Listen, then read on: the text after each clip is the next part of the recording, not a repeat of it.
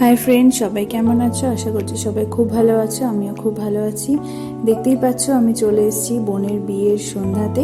এখন আমরা রেডি হয়ে সেজেগুজে চলে এসেছি। এখন বর আসবে। আসলে আজকের লগ্নটা অনেক তাড়াতাড়ি ছিল, অনেক তাড়াতাড়ি মানে একদমই তাড়াতাড়ি। ভীষণ তাড়াহুড়ো করে আমরা সবাই মিলে রেডি হয়ে এসেছি, কারণ বর একদম চলেই এসেছে, প্রায় মুখে ঢুকবে। এবার বরকে বরণ করা হবে, তো আমরাও সেই সময়ে পৌঁছেছি একদম ঠিকঠাক টাইমে।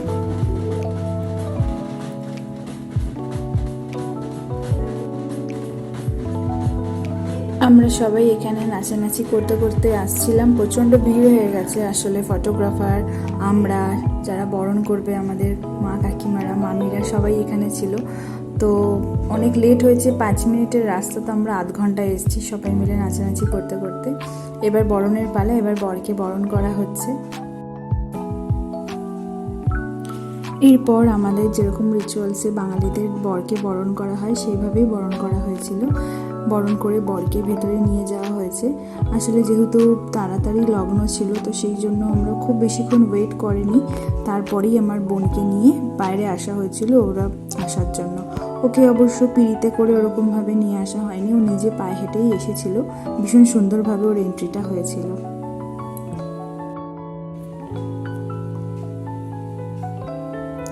এখানে ডেকোরেশনটাও করা হয়েছিল ওরই মতন করে, মানে ও যে লম্বাভাবে একদম রাস্তা থাকবে একটা, যেখান থেকে স্মোক দেওয়া হবে, ওখান থেকে হেঁটে যাবে ওর বরের সামনে, তো সেই হিসেবে এই পুরো ডেকোরেশনটা করা হয়েছে। সেইভাবেই ও হেঁটে যাচ্ছে। এটা দেখতে অনেকটা রাজারানীর গল্পের মতন লাগছে না? যেরকম আমরা ছোটবেলায় দেখতাম রাজারানীদের বিয়ে কার্টুনে, সেরকম ধরনের লাগছে। এটা ভীষণ ভালো লেগেছিল, সবারই খুব ভালো লেগেছিল। চারপাশে প্রচণ্ড ভিড় হয়ে গেছে। আসলে ফটোগ্রাফাররাও ফটো তুলবে, সাথে আমাদেরও ফোনে ভিডিও ফটো তো দরকার হবেই। তো সেই জন্য যাই হোক, ওদের এন্ট্রি হওয়ার পর এবার 7 পাকে বাঁধা হচ্ছে। 7 পাকে বাঁধা বলতে মানে 7 পাকে যে ঘোরা হয় পিড়িতে করে, সেটা তো যেহেতু ও হেঁটে এসেছিল, তো সব ওর দাদারা ওকে ধরে নিয়ে চারদিকে, বরের চারদিকে ঘুরছিল।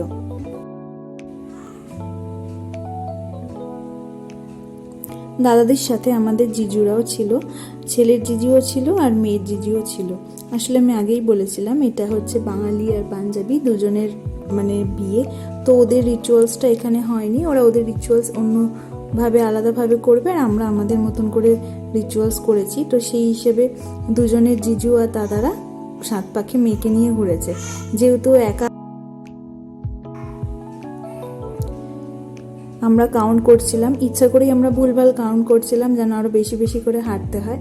যাই হোক, ওদের হাঁটা প্রায় শেষ। এবার শুভদৃষ্টি হবে। তো এই যে ওকে ধরে নেওয়া হলো, আমরা ইচ্ছা করে যেহেতু বেশি বেশি কাউন্ট করছিলাম। এবার শুভদৃষ্টি, তো ভীষণ সুন্দর করে শুভদৃষ্টিটা হয়েছে। প্রচণ্ড হেসেছে, মানে দুজনেই, বর বউ একদম নিজেদের মধ্যে প্রচণ্ড হেসছে। বোনের বর তো খুবই হাসছিল।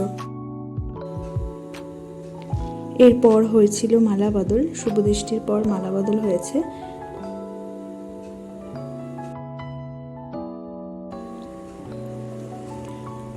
রিচুয়ালস অনুযায়ী মালা বদল হওয়ার পর ওদের আলাদাভাবেও মালা বদল হয়েছে। আসলে সেটা ফটোগ্রাফির জন্য, ফটো তোলার জন্য সুন্দরভাবে।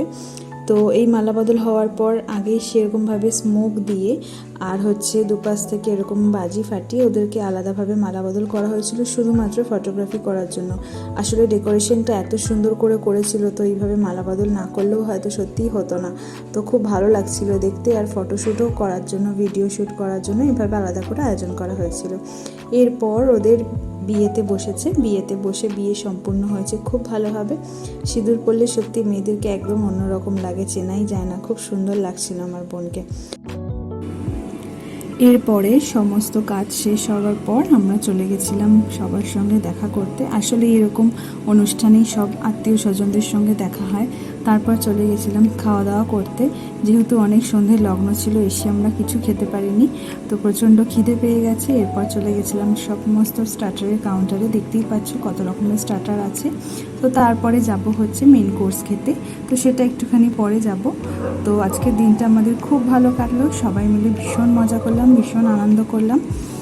এরকমই যদি ব্লগ দেখতে চাও আমার চ্যানেলে, অবশ্যই চ্যানেলটিকে লাইক, শেয়ার আর সাবস্ক্রাইব করে দিও, আর অবশ্যই পাশে থেকো। আবার দেখা হবে নেক্সট কোনো ব্লগে।